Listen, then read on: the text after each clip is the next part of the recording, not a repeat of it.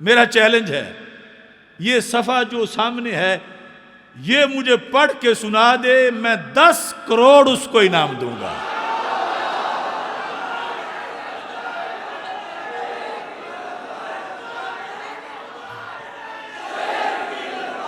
یہ میں لایا تھا سارے فتاویٰ، لیکن چونکہ وقت نہیں، یہ شاہ عنایت قادری صاحب کا فتاویٰ ہے۔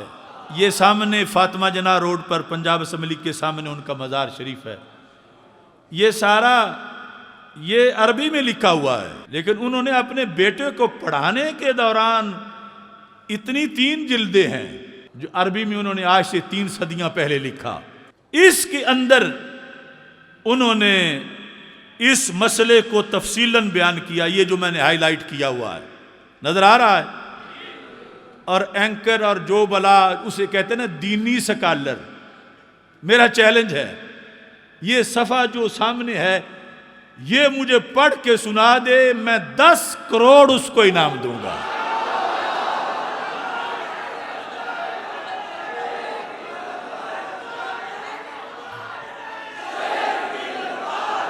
یہ میڈیا والے تصویر بھی بنا رہے ہیں، بے شک اس کو جیل میں لے جائیں اس کے پاس، وہ یہ پڑھ کے سنا دے غلطی کے بغیر، عربی میں لکھا ہوا ہے۔ اور عربی بھی بابوں کی وہ بات کرتا ہے نا، ہمارے بابے کی لکھی ہوئی ہے، اور بابے بلے شاہ کے پیر بابا شاہ عنایت قادری ان کی لکھی ہوئی ہے، تو 10 کروڑ کو تھوڑے تو نہیں، 10 کروڑ دوں گا اگر یہ ایک صفحہ پڑھ دے۔ پوری کتاب پڑھنا تو بڑی دور کی بات ہے، اور میں نے تو اس پر پی ایچ ڈی کی ہوئی ہے۔ یہ پنجاب یونیورسٹی کے مخطوطوں میں اس کا مخطوطہ پڑا ہے، افغانستان تک یہ کتاب اس وقت پڑھائی جاتی تھی، یعنی یہ اس کے کلمی نسخے عربی میں، تو اس کو تو علم کی ہوا بھی نہیں لگی ہوئی۔ میں کہوں گا چوآں کرمے کے در سنگے نہاست، زمین و آسمان او ہماست، کہ ایک اتنا سا پتھر ہو، اتنا سا، جیسے پتھر چھوڑو، وہ جس کو اپلے کہتے ہیں، گوبر کی تھاپی، اس کے اندر جو کیڑا ہوتا ہے اس کا نظریہ کیا ہوتا ہے؟ یہی زمین ہے، یہی آسمان ہے، یعنی اس کے اندر، تھاپی کے اندر وہ سمجھتا ہے یہ نیچے زمین ہے اور اوپر آسمان ہے، اس کو پتہ ہی نہیں کہ تھاپی کے اوپر آسمان اونچا کتنا ہے۔ یہ ہے وہ کیڑا مرزا، اسے علم و حکمت کی تو ہوا بھی نہیں لگی ہوئی۔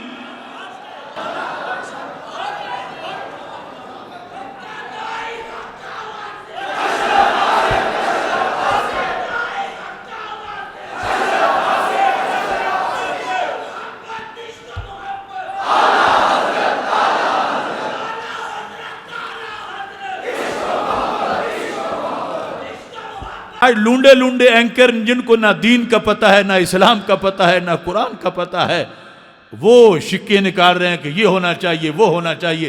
میرا چیلنج ہے، کوئی جتنا بھی چالاک ہو، جتنا بھی ہوشیار ہو، اور جس قدر بھی اس کا حامی ہو، انشاءاللہ اس کے سارے شکوک و شبہات کا علمی جواب دے کر اس کو الٹا کریں گے انشاءاللہ۔ لوگ کہتے ہیں کہ اس نے تو کوٹ کیا تھا کسی کا قول، وہ خود تو نہیں کہہ رہا تھا، تو تم یہ کیسے فتویٰ اس پر لگا رہے ہو؟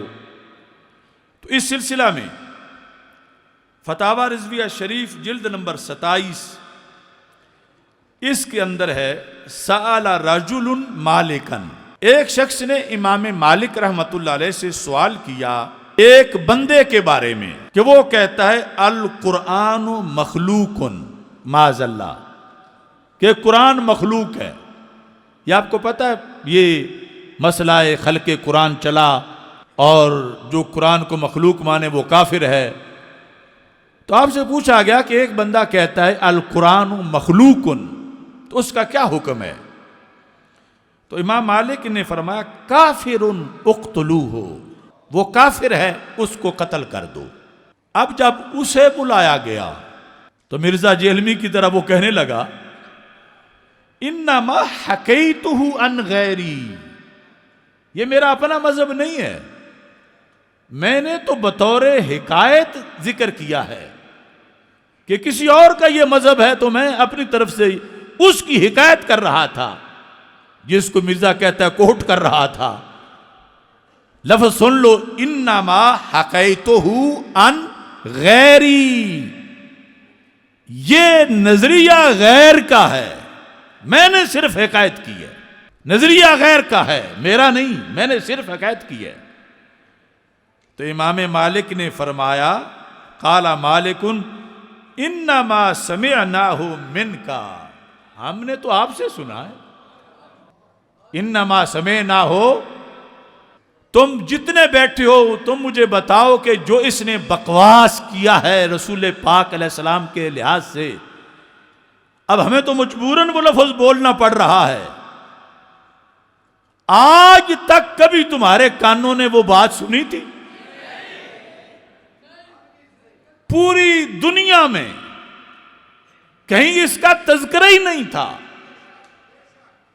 یہ لفظ تو امام مالک کہہ رہے ہیں کہ انما سمعناہ منک، ہم ان کے ذمہ دار نہیں ہیں، ہم تیرے اوپر فتویٰ لگائیں گے، ہم نے تجھ سے سنا ہے۔ اور یہ ہے الاعلام بقواطع الاسلام، اس کے اندر ابن حجر مکی جو ہیں وہ اسی قول کو ذکر کرتے ہیں، صفحہ نمبر 201 پر کہتے ہیں، سأل رجل مالکا امن یقول القرآن مخلوق فقال مالک کافر اقتلوہ فقال انما حکیتہ عن غیری، میں تو غیر کی بات صرف حکایت کر رہا تھا، یہ میرا مذہب نہیں ہے۔ فقال مالک انما سمعناہ منک، ہم نے آپ سے سنا ہے، لہذا اس کی سزا ہے کہ تمہیں قتل کیا جائے گا۔ یہ شان رسالت ہے، ذرا ہوش سے بول۔ اب دیکھو نا، رسول اکرم نور مجسم شفیع معظم صلی اللہ علیہ وسلم کے لحاظ سے اس کا یہ لفظ جملہ بہت زیادہ خطرناک ہے۔